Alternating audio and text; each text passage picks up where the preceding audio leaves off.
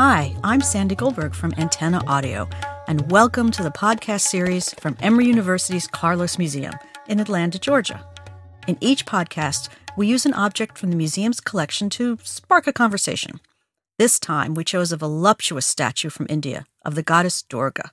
She's a popular and beloved goddess who was brought into being in order to do battle with a demon, because none of the male deities were strong enough to do the job. In order to talk about the goddess, we're joined by two professors from Emory's Department of Religion.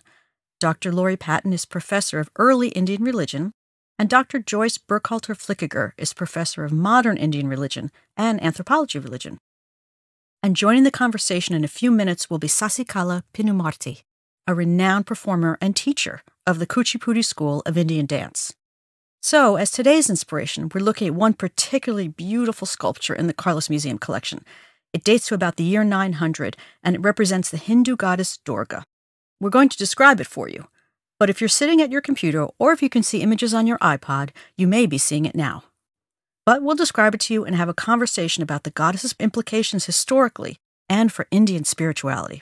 And of course, our special guest, our dancer, has danced in the guise of Durga, and she'll speak to what that experience is like as a performance and also as a spiritual practice.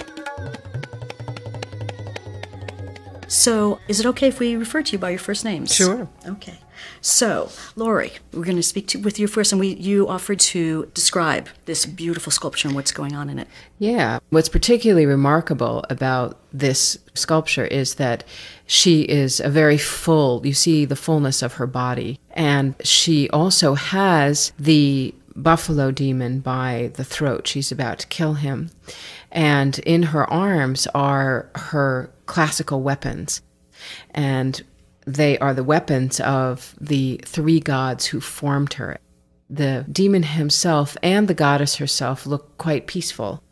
And the question becomes, how could you be peaceful in the midst of what feels like a very violent situation? And that leads into the story of the goddess Durga. So here's the story. There are actually many different versions, but the most basic begins with a demon that, through his earlier devotion to the gods, had been granted a special power, that no man nor God could kill him. This demon then became so greedy for power to conquer the entire world that he conquers all the gods. And worse than that, the crowning insult was that this demon, called Mahisha, began to strut around imitating the chief of the gods, the warrior god. So the gods got together, and their combined emotion, their combined anger, emits a force. And that force creates the goddess Durga. And so we see Durga in the sculpture as she's often depicted, in the great climactic moment of the violent battle. One of her legs is on Mahisha's back. She's got him by the throat. Her weapons are raised, and she's poised for the kill. Many people feel that Mahisha is the illusion that we carry within us, and that what the goddess is doing in slaying Mahisha is slaying that illusion that we carry, that we can have more, that we can continue to grow. It's the illusion of too much desire. Demons who are slain by gods, in the act of being killed, are transformed themselves and become devotees of the god or goddess who slays them. And so the answer to the peacefulness of this statue has to do with the fact that it's at that very moment that the buffalo demon is becoming a devotee of the goddess. So that kind of leads me to ask you, Joyce, is this an image that you see still very popular in India today? We have the image here showing us the full action of the narrative. In worship in a temple, she would be covered with a sari. And so all you would see would be her peaceful face. You wouldn't see any of the violent action and narrative beneath. And what about the voluptuousness of her body? Was that also meant to be covered as well, or is that an expression of her power, that voluptuousness? You know, to me, the fullness of the body, its auspiciousness. In Indian culture, traditionally, full bodies, living women's bodies also, are appreciated, not thin ones. And it is a sign of strength, and that you have the power of Shakti, which is really integral to our whole discussion here, and that is feminine power. And what's important about the idea of Shakti is that it's not just that women have Shakti, even though it's female power, but it's also that men can have Shakti. And it depends on what situation you're in, how you use your Shakti. And I think that's a very powerful idea that comes up in many myths about the goddess, as well as in Indian philosophy and other ideas, and in dance as well. So even though this is Durga, I mean, I think sometimes I'm very confused about these many goddesses, because I do know that the many goddesses are actually one great goddess. Joyce, actually, could you just fill us in? How do people in India today think of these goddesses? Do they think of them as individual beings or as representations of one great female goddess? They're related, but not the same.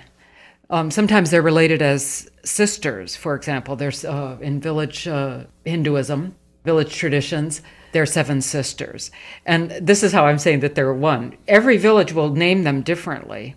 And they may start out with, there's Gangama, Mutyalama, they all end in Amma, right, mother, Ankalama, and then they'll go Amma, Amma, Amma, and all the rest of them. That's a way of saying they're really all kind of the same. But many local goddesses can be very local in this village. It's the only place they're called that, the only time they take that shape. They're often equated to Durga, like something about her and her power can absorb many. Historically, there's some very interesting ways in which that situation that Joyce describes begins.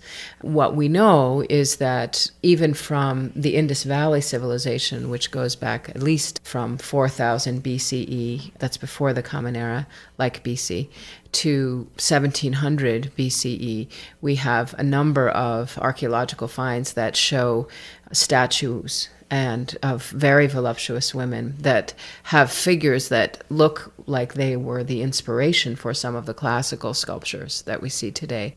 We also have beautiful figures of dancing women. We do know that they were clearly local, as Joyce was talking about, in power. Now, in saying all this and in looking at this powerful image, I'm tempted to think, oh, well, this is a feminist civilization, that the women on Earth had these same kind of powers. But I have a feeling that that's not the case. Maybe you can both talk about historically and in the contemporary world how this idea of power on Earth plays out.